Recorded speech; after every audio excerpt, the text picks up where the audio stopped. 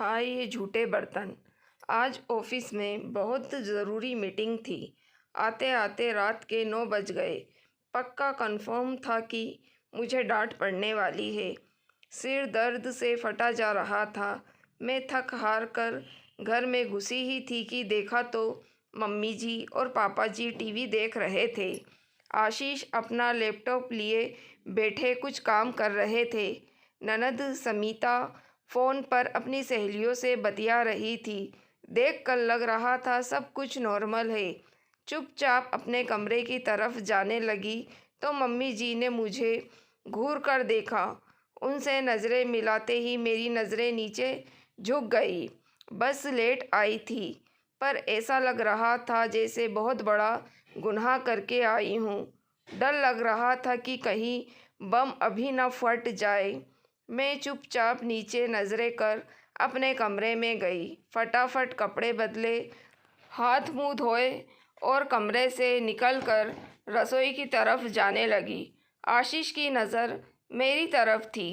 उसने इशारे इशारे में कह दिया था कि उन्होंने खाना खा लिया है। एक पल के लिए जानकर बड़ी खुशी हुई कि चलो आज तो खाना तैयार है।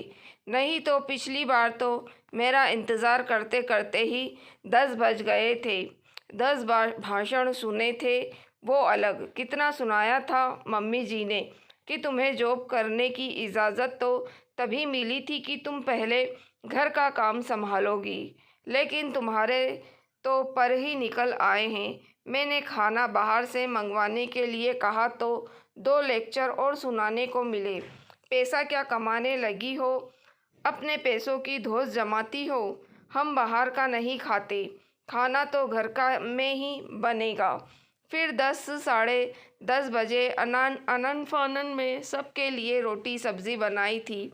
उसमें भी 10 मिनट निकल गए थे। मम्मी जी पापा जी खाना खाते जा रहे थे और मुझे मेरी 10 गलतियां सुनाए जा रहे थे। उसके अलावा बाद में रात को झूठे बर्तन नहीं रखते, उन सबको धोते धोते 12 बज गए थे। तब जाकर के नींद नसीब हुई थी। पर आज खाना बन भी गया और मुझे कोई बात सुनाई भी नहीं गई। मैं मन ही मन खुश होते हुए रसोई में गई। रसोई में घुसते ही मेरी ये गलत फहमी दूर हो गई। खाना बना नहीं था, खाना मंगवाया गया था, पर उसके बावजूद भी पूरी रसोई को फैला दिया गया था।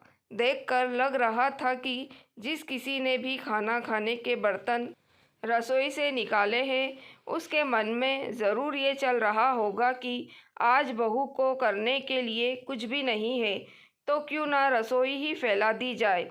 यहाँ तक कि जब खाना बर्तनों में परोसा गया था तो भी पहले उसे स्लेब को खिलाया गया था, बाद में बर्तनों में पहुँचाया होगा। पर जब मेरी नज़र सिंक की तरफ गई तो झूठे बर्तन देखकर रुलाई फूट गई।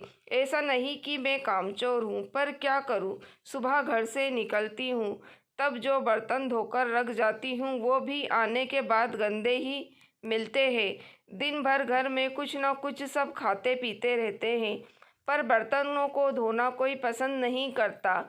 और काम वाली बाई कोई रख ले, ऐसा हो नहीं सकता। क्या है ना कि बहू को के आने के बाद सबको आदत हो जाती है नए नए धर्म निभाने की। खैर, सुबह मेरे जॉब पर जाने के बाद से बर्तन मेरा इंतज़ार शुरू करते हैं और बेचारे रात तक मेरा इंतज़ार करते रहते हैं। ऐसा बिल्कुल भी मत सोचिएगा कि इन बर्तनों को मुझसे बहुत प्यार है, बल्कि इसलिए क्योंकि बर्तन धोने की जिम्मेदारी बहू की जो है। दोपहर के खाने के बर्तन तक मुझे मुंह चिढ़ा रहे थे। यहाँ तक कि मम्मी जी पापा जी ने सुबह नाश्ता किया होगा, वो बर्तन भी वहीं पड़े मेरा इंतज़ार कर रहे थे। वो झूठे बर्तन वहाँ सिंक में पड़े पड़े मुझे मुंह चिढ़ा रहे थे। शायद सारे बर्तन मुझ पर व्यंग कर रहे थे। आ गई महारानी, ज़्यादा खुश होने की ज़रूरत नहीं है। हम यहाँ सुबह से तुम्हारा इंतज़ार कर रहे हैं। अब हमें भी नहला धुला कर तैयार कर कर अपनी जगह पर बैठा दो। रात भर हमें ऐसे गंदे नहीं रह सकते। मन में आया कि इन झूठे बर्तनों से कह दूं कि अरे निर्लज, मेरा इंतज़ार क्यों करते हो, किसी और के हाथ भी नहा धो लिया करो। लेकिन नहीं, वो गंदे बर्तन तो अपनी वाली चलाने को तैयार थे। अरे तुम धो लोगी तो कुछ बिगड़ नहीं जाएगा। वैसे भी अब तो हमें तुम्हारी आदत हो गई है। तुम्हारे रहते सास हम बर्तनों को धोए तो तुम्हें ही पाप पड़ेगा, और ननद से हम धुलाना नहीं चाहते। हाय मम्मी जी, इजाज़त दे तो कोई नौकरानी ही रख लेती हूँ तुम लोगों को धोने के लिए। ना ना, हम किसी अजनबी के हाथों धुलना नहीं चाहते। हम तो इसी घर के बर्तन हैं। पता नहीं नौकरानी हमारे साथ क्या क्या करेगी। ना बाबा ना, हमारी भी कोई इज्जत है। हमें कोई गैर छुए वहाँ हमसे बर्दाश्त नहीं होगा। धोना तो तुम्हें ही पड़ेगा। सारे के सारे बर्तन मुझे अपनी सास की भाषा बोलते हुए प्रतीत हो रहे थे। आखिर उन्हीं के बसाए हुए जो थे तो उन्हीं की भाषा बोलेंगे। संगत का असर इसे ही तो कहते हैं। मैंने खाना बाद में खाया, पर पहले बर्तन धोना शुरू किया। जल्दी जल्दी हाथ चलाने के चक्कर में, या यूँ कहे कि गुस्से में, मैं बर्तनों को पटकते हुए धो रही थी। गुस्सा इतना आ रहा था कि बेचारों की आह तक मुझे सुनाई नहीं दे रही थी।